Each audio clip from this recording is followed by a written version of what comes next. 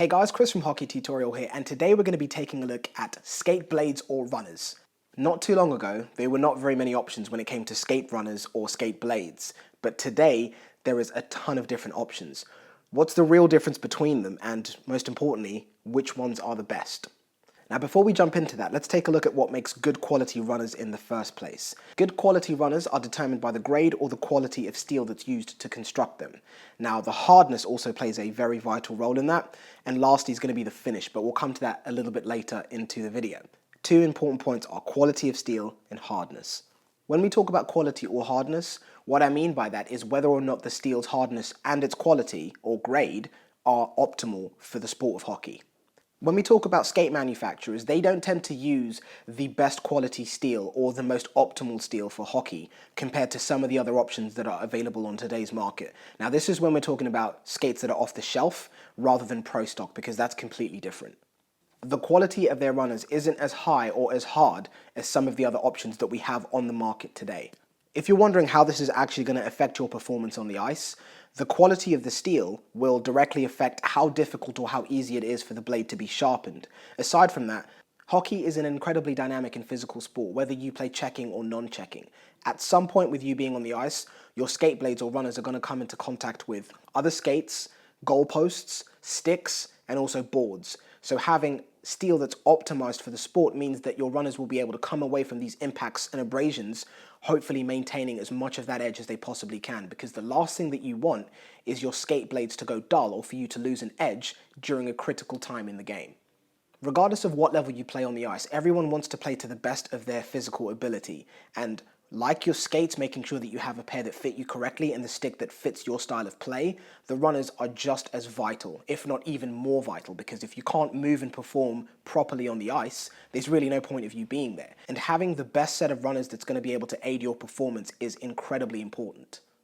So I've mentioned that some of the runner or skate blade options that are available on today's market are a higher quality and harder than the steel that comes from the skate manufacturers themselves. Now, when we look at their runners, how is this going to affect your performance? Because it's softer, the way that you're going to notice that immediately is going to be in your edge life. You're going to be finding that you'll need to have your skates sharpened a lot more frequently. But aside from that, it's also how well they withstand the wear and tear of hockey. There's a lot of contact, a lot of physicality behind the sport, and you're going to find that if the steel isn't optimized for the sport, you're going to be losing your edge, you're going to be having dull skates a lot more frequently than you should. But aside from this, you're going to be finding that your steel or your runners are going to be breaking a lot more frequently than you would like them to. And this doesn't even come to playing a high level of hockey that you're going to be blocking shots in. Even if you're playing recreationally, you'll find that even some of the most delicate impacts that your skate blades receive could result in breaking your runners. This comes down to that hardness and that quality of steel that's used, and it's why it's so important.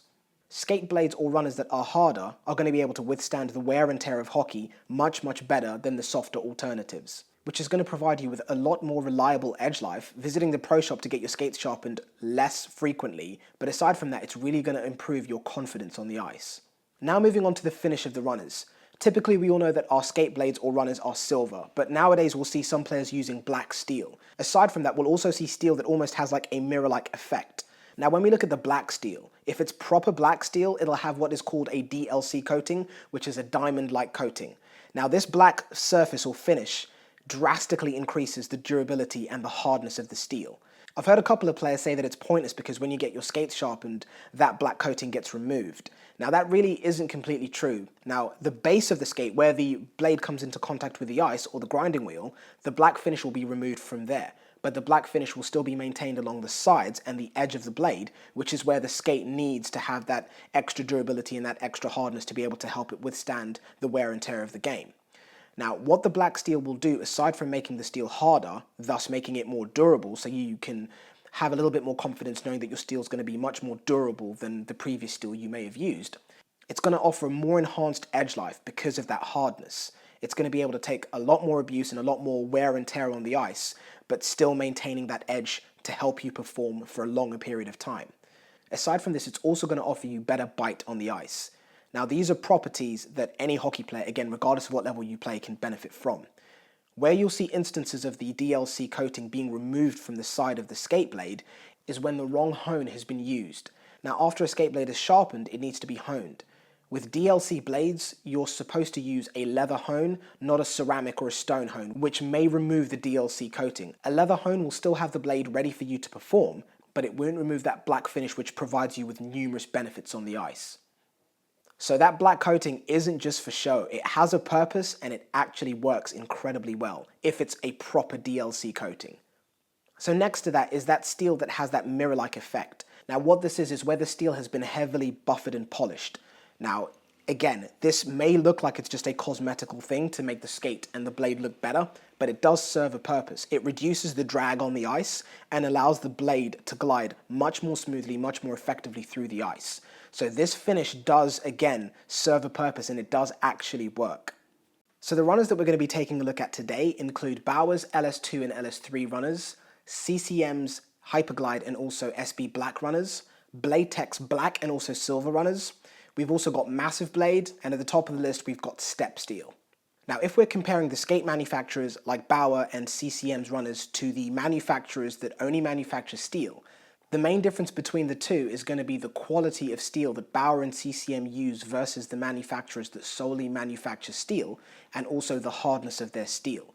What we found is that Bauer and CCM's runners are slightly softer than companies like Step Steel, Massive Blade and BladeTech who solely manufacture steel. The quality of steel that Bauer and CCM use for their runners or skate blades, again, isn't as high as companies like Step Steel, Massive Blade or BladeTech. We touched on how that's going to affect you on the ice earlier on in the video. Now, if you're trying to work out which one of these manufacturers make the best steel, if we're basing that choice on just the quality of steel, the optimal hardness, and also the finish, hands down with absolutely no arguments, that's going to be Step Steel. The reason for that is because Step Steel use the highest quality of steel, but most importantly, their runners are manufactured in Canada, which is a big deal. Old saying goes, if you want something done right, you need to do it yourself, and that's a massive reason why Step are able to provide the best quality runners on the market. The skate manufacturers that we know will have their steel manufactured out of North America, which will have a big impact on the quality of the finished product.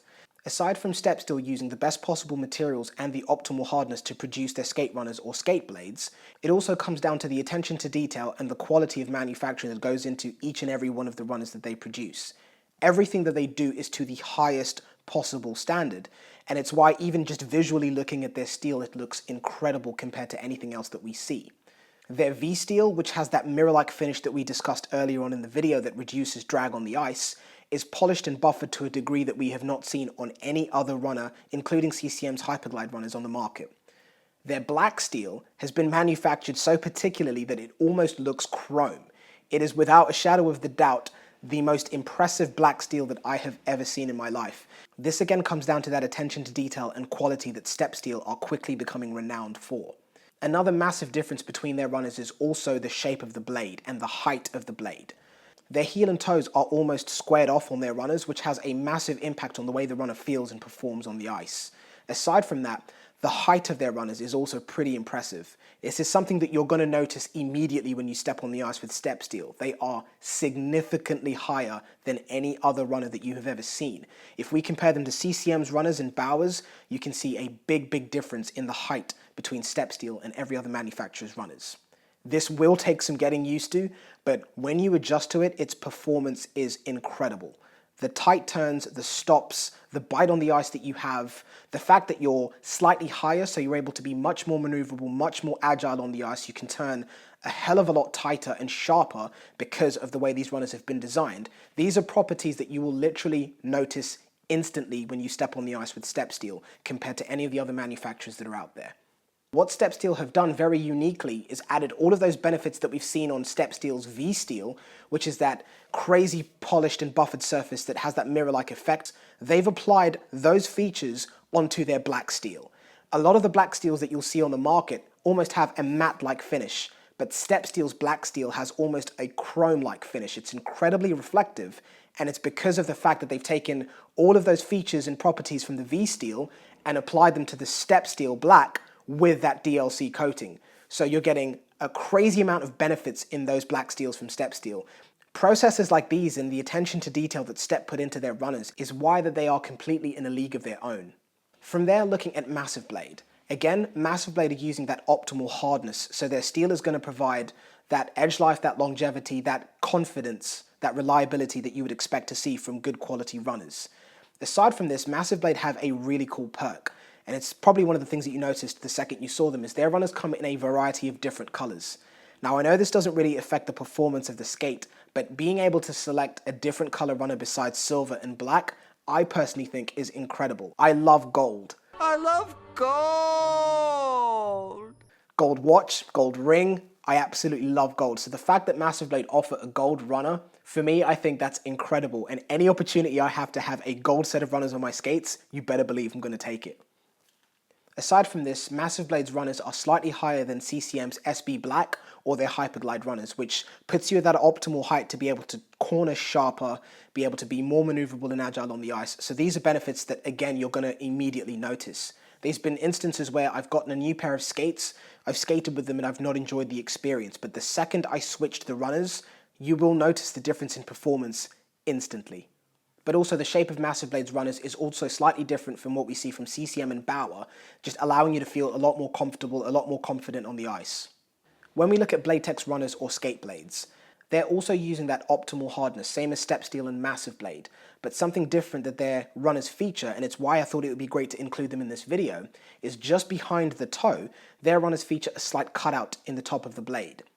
Now, similar to the flexing and unflexing of a hockey stick to add more power to your shooting, their blades flex and unflex to help add a little bit more speed or a little bit of energy return into your stride or your explosive starts. Now, the first thing I thought because of that cutout is, does it make the blade more susceptible to breaking on the ice? We haven't broken any of these runners yet, but it's definitely something that I thought I'd mention.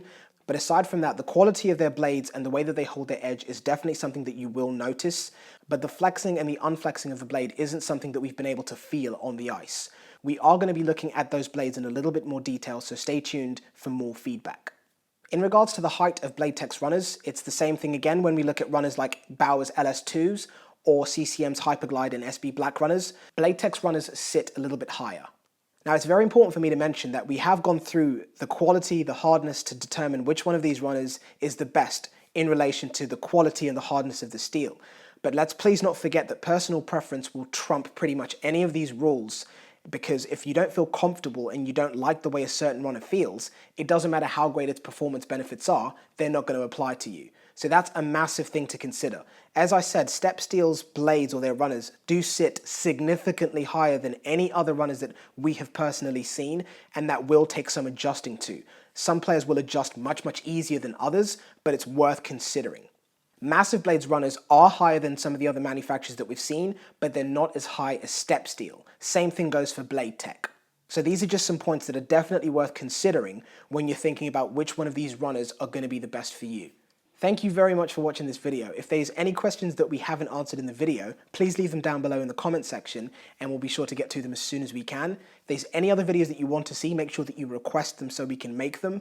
Before you go anywhere, please make sure you hit that subscribe button down below, because without your support, we can't make any of these videos. So before you leave, make sure you give the video a thumbs up and hit that subscribe button. Thank you very much and take care till next time.